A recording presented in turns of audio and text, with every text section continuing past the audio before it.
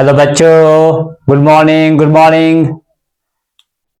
कैसे हैं आप सब ठीक हैं? अच्छे से, ग्रेट। चलिए बच्चों, सोचो अगर मैं आपको पानी के अंदर 10 मिनट डाल दूं तो क्या होगा? जस बेटा क्या होगा? टाटा बाय बाय हो जाएगा। लेकिन फ्रॉग बिंदास है, फ्रॉग सर्वाइव कर पाता है क्योंकि फ्रॉग के अंदर 3 रेस्पिरेटरी ऑर्गन्स हैं, यानी फ्रॉग के पास 3 वाईफाई कनेक्शंस हैं: स्किन, बगल कैविटी एंड लंग्स।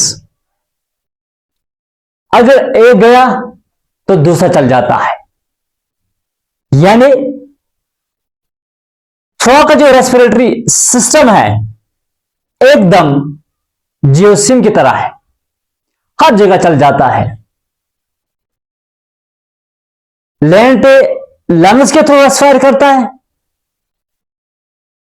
वाटर के अंदर स्किन के थ्रू रेस्पायर करता है, and during rest frog respire through buccal cavity.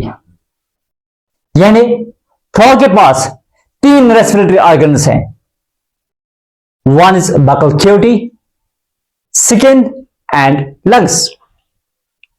ठीक है बेटा, तो let's start with the respiratory system of frog. तो first of all we should know that what is respiration. Respiration क्या है बेटा? Respiration is a process of release of energy by the oxidation of food. जब food की oxidation होगी तब जाके हमारे पास एनर्जी बनती है, उस प्रोसेस को हम बोलते हैं रेस्पिरेशन। क्या बोलते हैं बेटा?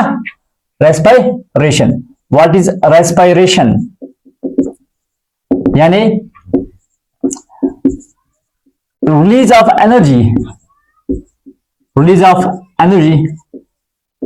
by the oxidation of food, by the oxidation of food, C6H12O6 क्या है बेटा? फूड है, ग्लूकोज है। तो ऑक्सीजन की वजह से यह फूड ब्रेक होता है इनटू CO2 प्लस वाटर, और हमें क्या मिलती है? And energy in the form of ATP। इस प्रोसेस को हम बोलते हैं रेस्पिरेशन। ठीक है बेटा? तो what is respiration? Release of energy by the oxidation of food. तो फ्रॉग जो है बेटा, फ्रॉग क्या है बेटा? फ्रॉग जो है ये एक एम्फीबियन है। क्या बेटा? एम्फीबियन है। एम्फीबियन इसका मतलब यह है कि फ्रॉग लैंड और वाटर दोनों इसके हैबिटेट है, यानी ये लैंड पे भी पाया जाता है और पानी में भी पाया जाता है, यानी it has dual habitat, land and water. इसलिए इसके पास dual nature of respiratory system है, यानी frog has dual nature of respiratory system. क्यों? Because it is an amphibian, it has dual mode of habitat. It is found on land as well as water. इसलिए frog का जो respiratory system है वो अलग अलग एडाप्टेशंस शो करते हैं। ठीक है बेटा? फ्रॉग अपने एनवायरमेंट और एक्टिविटी के हिसाब से रेस्पायर करते हैं, यानी respiration it depends upon the environment and activity of the frog that determine the type of respiratory organ through which frog respires। यानी frog बगल कैविटी के थ्रू रेस्पायर कर पाएगा, स्किन के थ्रू भी रेस्पायर करता है, लंग्स के थ्रू भी रेस्पायर करता है। किस टाइम किस ऑर्गन के थ्रू रेस्पायर करेगा, that depend on environment and activity. ठीक है बेटा? इसका जो रेस्पिरेटरी सिस्टम है बेटा वो है adaptive and versatile. Respiratory system. यानी फ्रॉग का जो रेस्पिरेटरी सिस्टम है वो एडेप्टिव और वेर्सटाइल नेचर है, इसलिए फ्रॉग लैंड और वाटर दोनों जगहों पे सर्वाइव कर पाता है। यानी because of this it insure survival at land and in water. यानी पानी और लैंड दोनों जगहों पे फ्रॉग जो है वो सर्वाइव कर पाता है because of the versatile and adaptive nature of the respiratory systems. ठीक है बेटा, तो जो रेस्पिरेटरी ऑर्गन्स हैं, respiratory organs, what are respiratory organs? Respiratory organs वो ऑर्गन्स हैं जिनके थ्रू फ्रॉग रेस्पायर कर पाता है। यूजुअली एडल्ट फ्रॉग के अंदर हमें 3 रेस्पिरेटरी ऑर्गन्स देखने को मिलते हैं, buccopharyngeal cavity, skin and lungs. लेकिन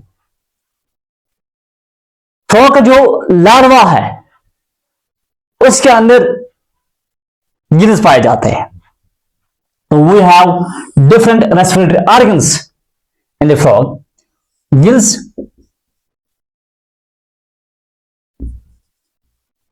buccopharyngeal cavity, lungs and skin। अगर रेस्पिरेशन गिल्स के थ्रू होती है उस रेस्पिरेशन को हम बोलते हैं ब्रैंकियल रेस्पिरेशन।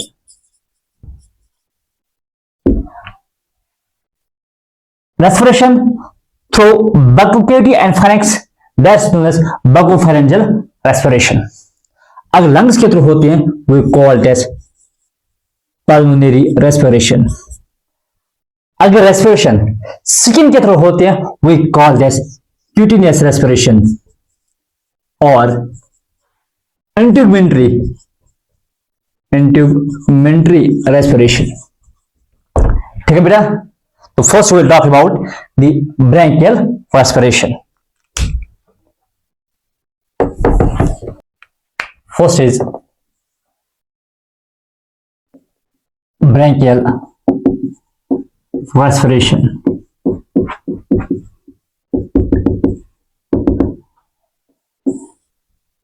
देखो बेटा, ब्रैंकियल रेस्पिरेशन क्या होती है? ब्रैंकियल रेस्पिरेशन वो रेस्पिरेशन होते हैं जो गिल्स के थ्रू होते हैं। Respiration through gills is known as branchial respiration. Branchial respiration बेटा सिर्फ और सिर्फ लार्वा स्टेज के अंदर पाए जाते हैं। It's seen all in the larva stage. यानी फ्रॉग का जो लार्वा है उस लार्वा को हम बोलते हैं टेडपोल लार्वा। यानी टेडपोल के अंदर जो रेस्पिरेशन होती है वो किसके थ्रू होती है? गिल्स के थ्रू होती है। यही गिल्स एडल्ट फ्रॉग के अंदर नॉन फंक्शनल होते हैं। क्या होते हैं बेटा? नॉन फंक्शनल होते हैं। तो respiration through gills is known as branchial respiration. कहां होती है? लार्वा के अंदर होती है। ठीक है बेटा, तो गिल्स जो है वो 2 तरह के हैं, external gills and internal gills. तो पहला पॉइंट इसमें क्या आ जाएगा बेटा? Respiration through gills. यानी गिल्स के थ्रू जो रेस्पिरेशन होते हैं उस रेस्पिरेशन को हम क्या बोलते हैं? Branchial respiration. ठीक, तो कहां होती है? It occurs in larval stage। जो फ्रॉग का जो लार्वा स्टेज है उस लार्वा स्टेज को हम बोलते हैं बेटा टेडपोल लार्वा। टेडपोल लार्वा जो है it is the larval stage of frog. ठीक, ये टेडपोल एक्वेटिक है, इट्स एक्वेटिक। ये पानी के अंदर हमें देखने को मिलता है। यानी इसका हैबिटेट जो है वो क्या है? वाटर है। तो इसलिए इस लार्वा के अंदर जो रेस्पिरेशन होते हैं वो किसके थ्रू होती है? गिल्स के थ्रू होती है। ठीक, नेक्स्ट पॉइंट इज दैट कि गिल्स जो है जब नॉन फंक्शनल इन एडल्ट्स के अंदर ये फंक्शनल नहीं होते। ठीक, ये गिल्स 2 तरह के हैं, external and internal gills. Gills दो किस्म के होते हैं, external gills and internal gills.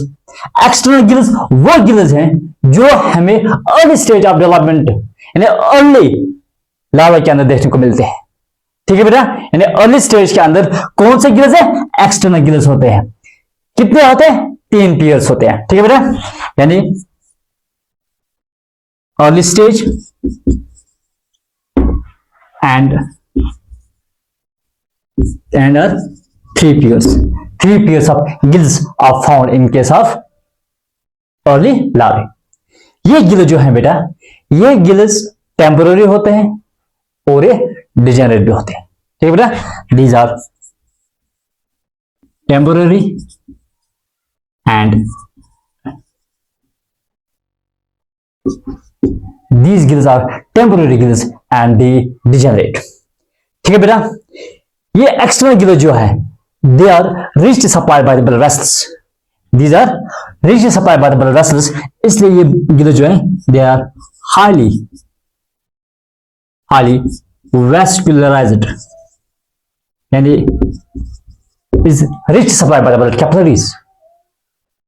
तो that is essential for the diffusion, या डिफ्यूजन के लिए वेस्कुलरिटी होना जरूरी है। ठीक है बेटा, then internal gills. Internal gills जो है, इंटरनल गिल्स वो गिल्स होते हैं जो कहां डेवलप होते हैं, they develop in branchial chamber. ये ब्रैंकियल चैम्बर के अंदर डेवलप होते हैं बेटा। कहां डेवलप होते हैं बेटा, ब्रैंकियल चैम्बर के अंदर डेवलप होते हैं। फ्रॉग जो है, फ्रॉग वाटर को तो माउथ अंदर ले जाता है, यानी माउथ के थ्रू पानी एंटर हो जाता है और उसके बाद वाटर जो है गिल्स के ऊपर से पास हो जाता है। Then there occurs the diffusion of oxygen carbon dioxide, यानी ऑक्सीजन जो है डिफ्यूज इन होगा और कार्बन डाइऑक्साइड डिफ्यूज आउट हो जाता है। ठीक, ये गिल्स जो होते हैं, these gills are covered by operculum. Gills किसे कवर है बेटा, ओपेरिकुलम से कवर होते हैं। लेकिन ये ओपेरिकुलम ये एक छोटा सा होल लीव करता है बेटा, तो वहां पे एक थोड़ी सी स्पेस होती है, उस स्पेस को हम बोलते हैं बेटा स्पेरिकल। क्या बोलते हैं बेटा, स्पेरिकल। इस स्पेरिकल के थ्रू जो है वाटर बाहर निकलता है, यानी वाटर एग्जिट। वाटर किसके थ्रू एग्जिट होता है बेटा, इस स्पेरिकल के थ्रू एग्जिट हो जाता है। ठीक है बेटा, यानी माउथ से पानी अंदर आता है, इंटरनल गिल्स के ऊपर पास होता है, ऑक्सीजन डिफ्यूज होता है और कार्बन डाइऑक्साइड बाहर निकलता है, यानी इस CO2 जो है बाहर चला जाता है। यानी मेटामॉर्फोसिस, जब लार्वा एडल्ट फ्रॉग में कन्वर्ट होता है, उस प्रोसेस को हम बोलते हैं मेटामॉर्फोसिस। तो मेटामॉर्फोसिस क्या है, conversion of larva into adult frog is known as metamorphosis. इस मेटामॉर्फोसिस के टाइम पे क्या होता है, जो गिल्स होते हैं ये नॉन फंक्शनल बन जाते हैं और लंग जो है वो डेवलप होते हैं। ठीक, यानी branchial respiration, the respiration which occurs through gills कहां देखने को मिलते हैं, larvae of the frog. Larva of the frog is known as tadpole, यानी टेडपोल के अंदर हमें क्या देखने को मिलते हैं, ब्रैंकियल रेस्पिरेशन। इतना समझ आया, okay. Now bucopharyngeal second, bucopharyngeal respiration। bucopharyngeal respiration इस प्रोसेस में गैस का एक्सचेंज जो है बेटा वो बकल केविटी और फाइनेंस की मॉइस्ट लाइनिंग, मॉइस्ट और वेस्कुलर लाइनिंग से होता है। बकोफैरिंजियल रेस्पिरेशन वो रेस्पिरेशन है जो कहां से होते हैं बेटा, बकल केविटी और फाइनेंस की वेस्कुलर और मॉइस्ट लाइनिंग से होता है। कैसे होता है, बकल फ्लोर जो है बेटा, बकल फ्लोर की रिदमिक मूवमेंट से होता है, यानी it's achieved by the rhythmic movements of buccal floor. ठीक है बेटा, क्या बकोफैरिंजियल रेस्पिरेशन लार्वा के अंदर होती है, नहीं होती है बेटा। It occurs in the adult frog. ये कब होते हैं, जब फ्रॉग रेस्ट करता है बेटा। ठीक है बेटा, तो बकोफेरेंजियल रेस्पिरेशन क्या है बेटा? Respiration which occurs in buccal cavity and pharynx. ठीक है बेटा, यानी बकल कैविटी ओ एंड फाइनेक्स। बकल कैविटी और फाइनेक्स की जो लाइनिंग है वेस्कुलर एंड मॉइस्ट लाइनिंग जो है उसके थ्रू होती है, and it occurs through the vascular and moist lining of the buccal cavity and pharynx. Achieve कैसे होते हैं बेटा? It's achieved by rhythmic movement of buccal furrow. उस मोमेंट को हम बोलते हैं बकल पंपिंग। क्या बोलते हैं बेटा? Buckle pumping. बकल पंपिंग जो है बेटा ये रेस्पॉन्सिबल है रेस्पिरेशन के लिए, यानी बकोफेरेंजियल रेस्पिरेशन वो रेस्पिरेशन है जो किसके थ्रू होती है? बकल कैविटी और फाइनेक्स के इनर वेस्कुलर और मॉइस्ट लाइनिंग से। किससे होते हैं? By the rhythmic movement of the buckle floor. It occurs कब होते बेटा? occurs when frog rests at land। जब फ्रॉग लैंड पे रेस्ट करता है तो उस टाइम बकोफेरेंजियल रेस्पिरेशन होती है। ठीक है बेटा, नाउ क्यूटिनियस रेस्पिरेशन। व्हाट इज क्यूटिनियस और integumentary respiration?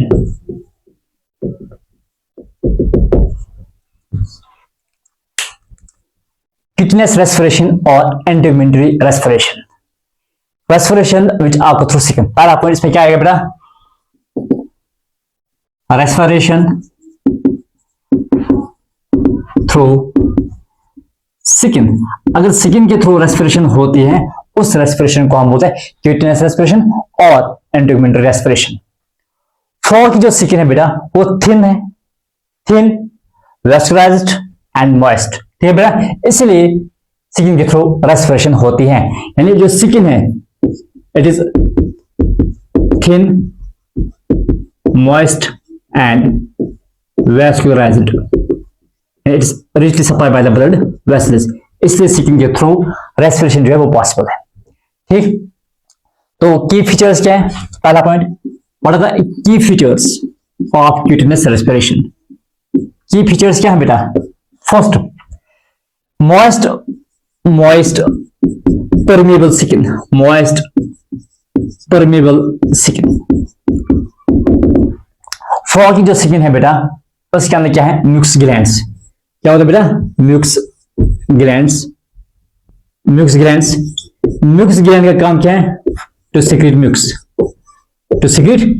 इस म्यूक्स की वजह से जो स्किन है वो मॉइस्ट रहती है। स्किन क्या रहती है बेटा? मॉइस्ट। मॉइस्चर जो है बेटा वो एसेंशियल है किस चीज के लिए? डिफ्यूजन के लिए, क्योंकि गैस का जो डिफ्यूजन होता है बेटा वो वेट सरफेस पे होती है, यानी diffusion of gas it occurs on the wet surfaces. इसलिए जो स्किन जो है बेटा किसकी? फ्रॉग की, वो मॉइस्ट होती है, यानी मॉइस्ट स्किन जो है it's important for the diffusion of gas. ठीक है बेटा, तो मॉइस्ट स्किन किसकी वजह से होती रहती है? Because of the mucus gland. Mucus gland से सीक्रेट होगा म्यूक्स, उस म्यूक्स की वजह से जो स्किन है वो मॉइस्ट रहती है बेटा। ठीक, second is rich vascular tissue. Rich vascular tissue या रिच वेस्कुलर सप्लाई हम बोलेंगे। जो स्किन है बेटा इट्स हाईली वेस्कुलराइज्ड, यानी it is richly supplied by the blood vessels. यहाँ पे ब्लड कैपिलरीज का एक नेटवर्क होता है, यानी there is a dense network of blood capillaries below skin. Below skin के नीचे एक डेंस नेटवर्क है। किसका नेटवर्क है? कैपिलरीज का। इन कैपिलरीज का काम क्या है बेटा? इन कैपिलरीज का काम है डीऑक्सीजनेटेड ब्लड को स्किन के पास ले आना, यानी they bring deoxygenated blood close to skin, और फिर स्किन के थ्रू वो बाहर डिफ्यूज होते हैं।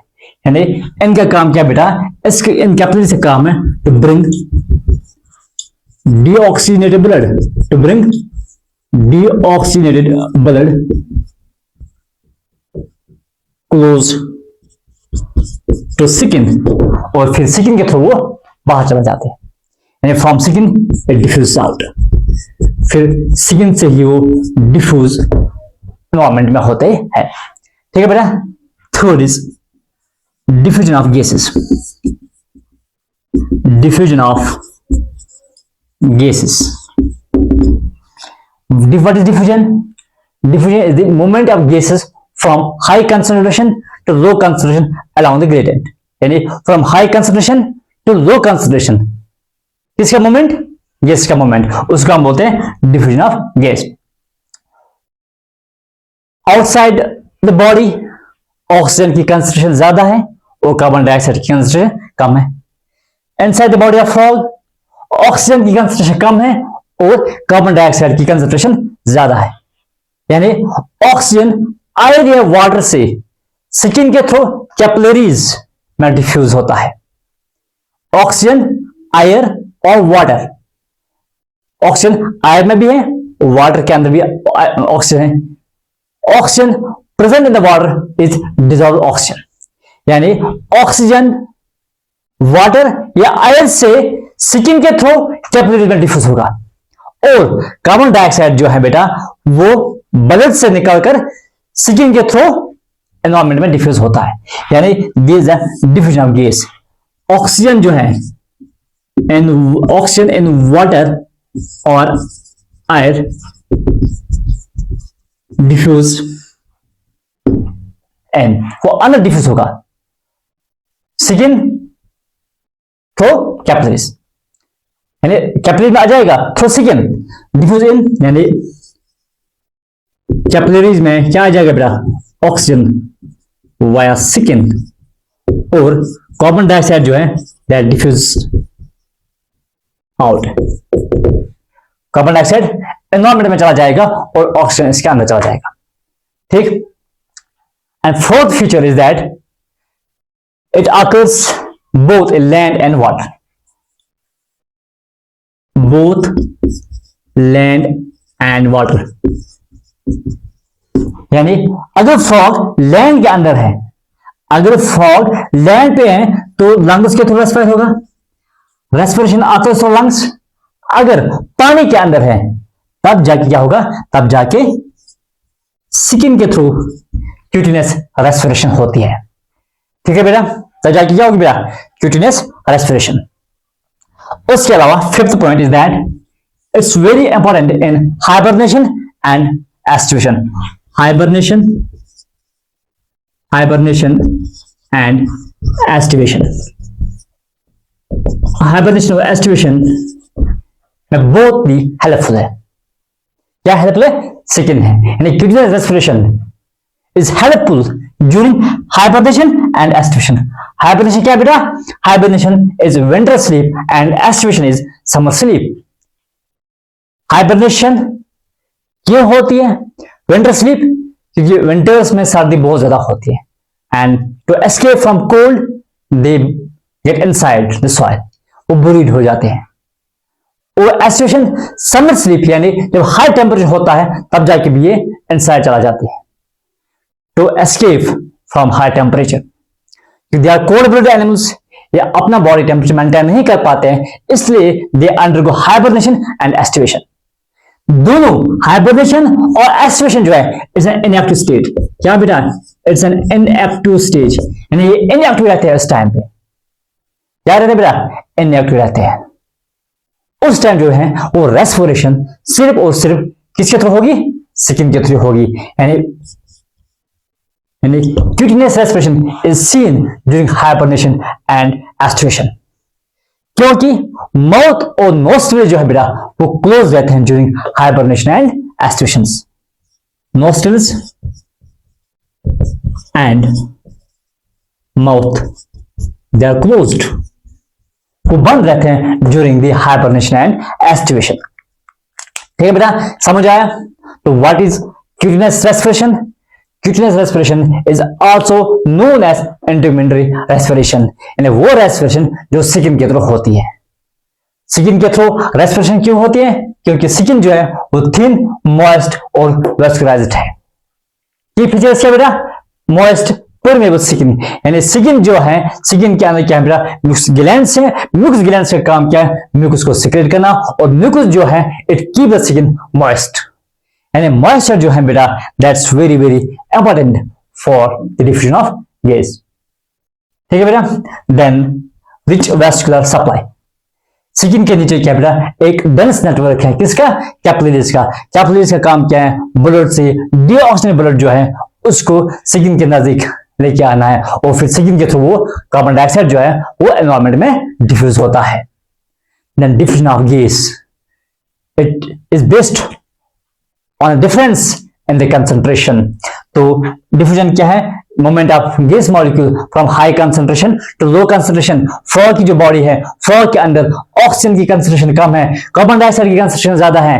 एनवायरमेंट में ऑक्सीजन की कंसंट्रेशन ज्यादा है, कार्बन डाइऑक्साइड की कंसंट्रेशन कम है। तो moment of gas molecule from high to low हमें देखने को मिलता है, यानी ऑक्सीजन वाटर और एयर में डिफ्यूज होके फ्रॉग के ब्लड में चला जाता है थ्रू कैपिलरीज वाया स्किन, और कार्बन डाइऑक्साइड ब्लड से बाहर चला जाता है वाया डिफ्यूजन। ठीक है बेटा? लैंड और वाटर दोनों के अंदर हमें क्यूटिनस रेस्पिरेशन देखने को मिलता है। अगर लैंड पे है तो लंग्स के थ्रू रेस्पिरेशन होती है, उस रेस्पिरेशन को हम बोलते हैं pulmonary respiration along with the cutaneous respiration. अगर वाटर में है तब जाके क्यूटिनस रेस्पिरेशन होती है। Then it's important during hibernation and aestivation. Hibernation क्या है बेटा? Winter sleep. एस्टिवेशन क्या है? Summer sleep. ड्यूरिंग हाइबरनेशन और aestivation they are buried, they get buried inside the soil, वो नीचे चला जाते हैं, उस वजह से उनकी माउथ और नोस्ट्रिल जो है वो क्लोज होते हैं, and this during this inner stage they respire through only and only moist skin, जो सर्वाइव उनका इंश्योर करता है। तो they survive during hibernation and aestivation only because of the cutaneous respiration. अगर क्यूटिनस रेस्पिरेशन नहीं होती तब जाके फ्रॉग जो है ये मर जाते हैं। तो सर्वाइव के लिए क्यूटिनस रेस्पिरेशन जो है that plays an important role. Got it? Now fourth type is pulmonary respiration.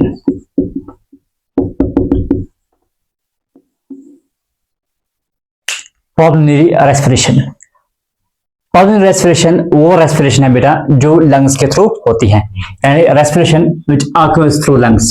ठीक बेटा? Respiration which occurs via lungs, उस रेस्पिरेशन को हम बोलते हैं pulmonary respiration। लंग जो है बेटा, फ्रॉग के अंदर दो लंग्स होते हैं, प्योर टू लंग्स प्योर है, लेफ्ट एंड राइट लंग। ठीक है बेटा? लंग की जो आउटर सरफेस है, आउटर सरफेस वो स्मूथ है बेटा, smooth and thin, smooth and thin.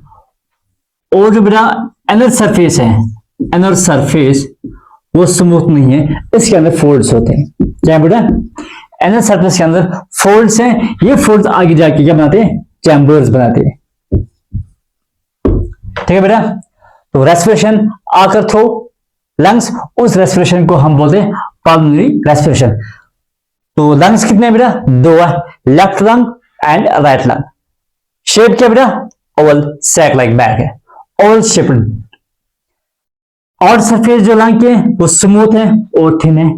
Inner surface जो है बेटा, इनर सरफेस के अंदर फोल्ड्स होते हैं, इनर सरफेस के अंदर फोल्ड्स हैं, वो फोल्ड्स आगे जाके चैम्बर्स बनाते हैं, वो आगे जाके चैम्बर्स बनाते हैं।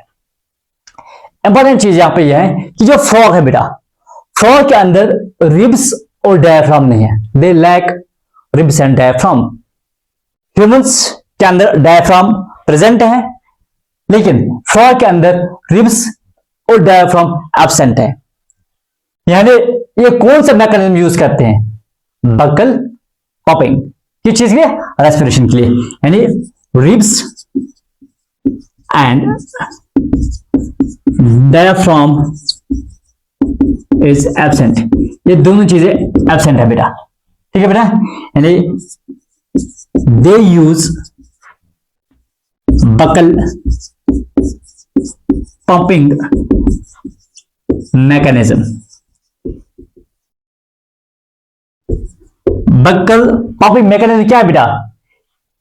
बकल फ्लोर जो है बेटा उसकी rhythmic moment, the rhythmic moments of buccal floor is known as buccal pumping, ठीक है बेटा। तो मैकेनिज्म जब की बात करते हैं तो मैकेनिज्म के अंदर 3 स्टेप्स आ जाते हैं बेटा।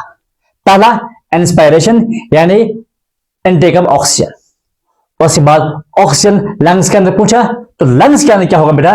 लंग्स के अंदर गैस एक्सचेंज होगा, there occurs the exchange of gases. तो उसके बाद क्या होगा बेटा? Third step that is expiration या एक्सहेल ऑफ कार्बन डाइऑक्साइड। यानी मैकेनिज्म की जब हम बात करते हैं बेटा, मैकेनिज्म इसके अंदर 3 स्टेप आ जाते हैं बेटा। पहला स्टेप क्या है बेटा? Inspiration. Second step is gaseous exchange, and third step is expiration यानी रिलीज ऑफ कार्बन डाइऑक्साइड, ठीक है बेटा। Now we will talk about inspiration. देखो बेटा, पहला स्टेप इंस्पायरेशन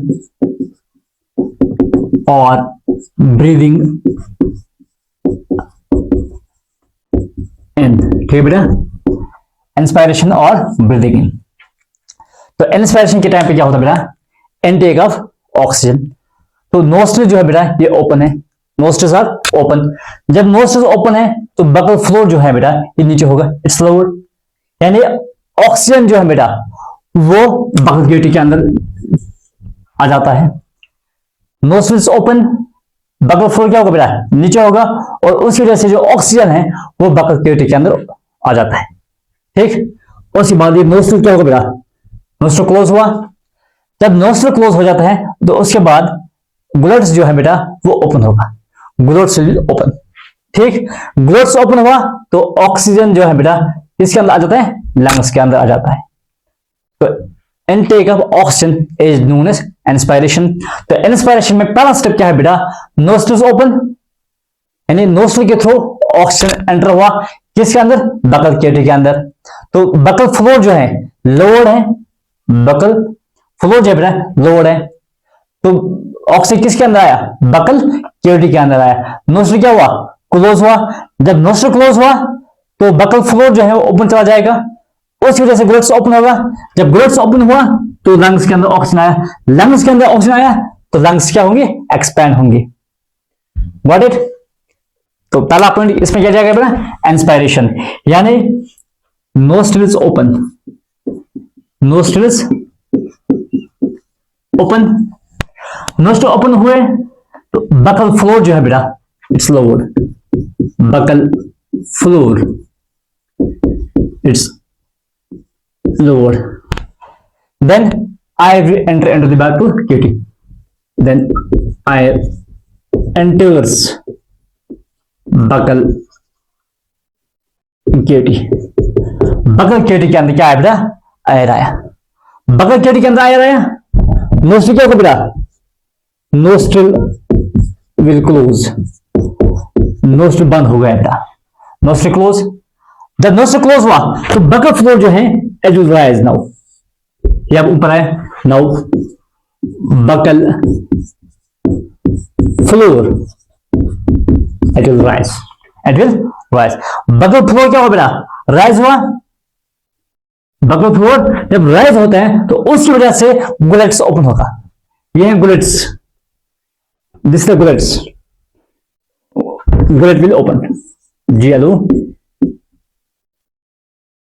क्या होगा बेटा? बुलेट्स जो है बेटा it will open, glottis open हुआ तो ऑक्सीजन एंटर इनटू लंग्स, उसके बाद ऑक्सीजन जो है वो लंग्स के अंदर चला जाता है। यानी एयर की जो एंट्री है वो लंग्स के अंदर होती है। ठीक, अब दूसरा स्टेप क्या है बेटा, gas exchange. Second step is gas exchange. Gas exchange कहां होगा बेटा, gas exchange inside the lung होगा, यानी exchange of gas it takes place inside the lungs. Inside the lung क्या होगा बेटा, ऑक्सीजन डिफ्यूज होगा किसके अंदर, ब्लड कैपिलरीज के अंदर, यानी यहां पे ऑक्सीजन जो होगा, ऑक्सीजन जो है बेटा वो डिफ्यूज होगा into capillaries, oxygen diffuse into capillaries.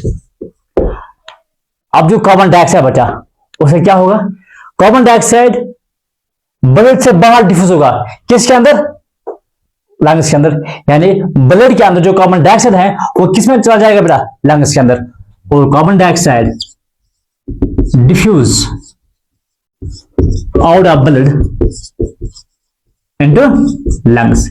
अब लंग्स के अंदर दो चीजें हुई बेटा, ऑक्सीजन कैपिलरीज के अंदर चला गया और ब्लड से कार्बन डाइऑक्साइड किसमें चला गया, लंग्स के अंदर। ठीक है बेटा। Now third step is expiration. Third step is expiration.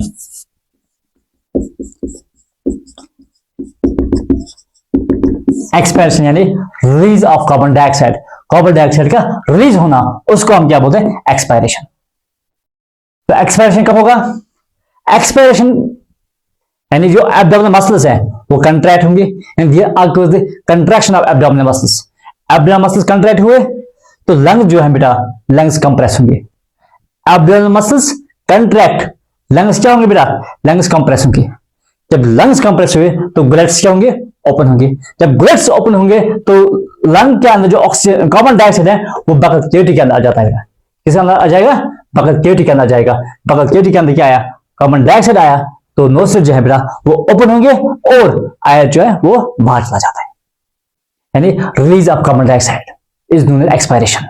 ठीक, तो पहला क्या होगा, पहला स्टेज में ये होगा जो एब्डोमिनल मसल्स हैं बेटा वो कंट्रैक्ट होंगे, they occur the contraction of abdominal muscles. Abdominal muscle contract हुए तो लंग्स कंप्रेस हुए, लंग्स कंप्रेस जब हुए तो उसकी वजह से बुलेट्स ओपन हुआ, बुलेट्स जब ओपन हुआ जो एयर है यानी कार्बन डाइऑक्साइड रिच एयर जो लंग्स के अंदर है वो किस में आया, बकल केविटी के अंदर आया। बकल केविटी के अंदर जब एयर आया तो नोस्ट्रिल ओपन हुए तो उसके बाद जो कार्बन डाइऑक्साइड है वो बाहर चला जाता है। तो एक्सपायरेशन पहला क्या होगा इसमें, contraction, contraction of abdominal muscles, contraction of abdominal muscles. तो एब्डोमिनल मसल का कंट्रैक्ट हुआ तो लंग्स क्या होंगे बेटा, लंग्स कंप्रेस, लंग्स कंप्रेस हो गए तो बुलेट्स क्या होगा बेटा, बुलेट्स विल ओपन। अब बुलेट्स क्या हुआ, ओपन। अब जो एयर है,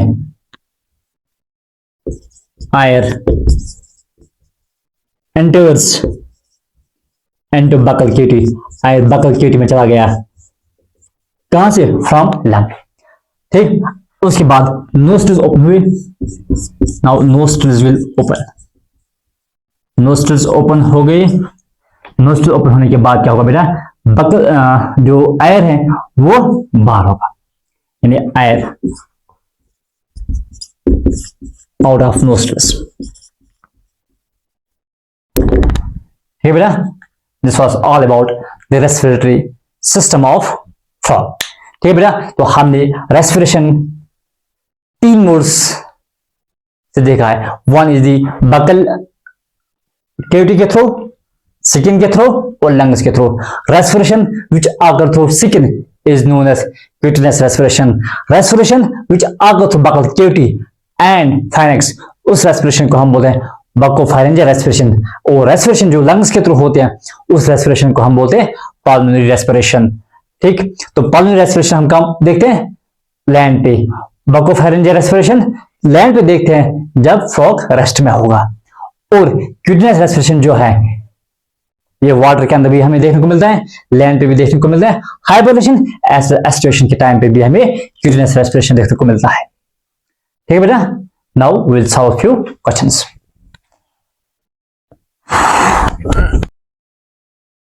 तो पहला क्वेश्चन बेटा है, in frogs pulmonary respiration is based on, frog के अंदर जो पल्मोनरी रेस्पिरेशन है वो किस चीज पे बेस्ड है, positive pressure breathing, negative pressure breathing, osmotic diffusion passive suction.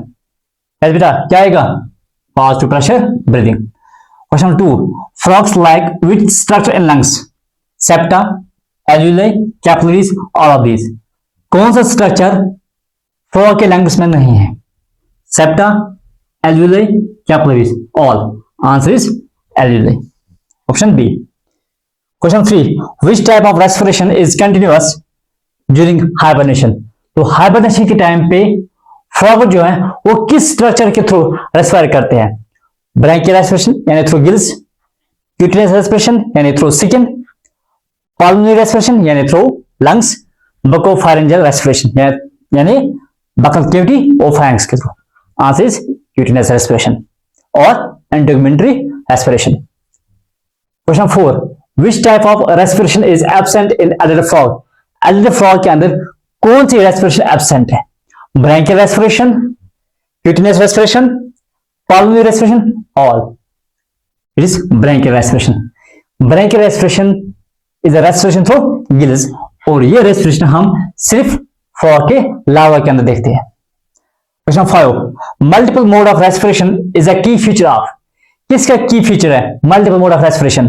Man, crow, amoeba, frog.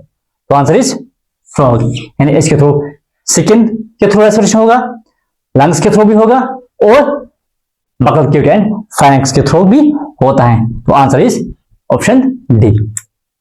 Got it? Thank you.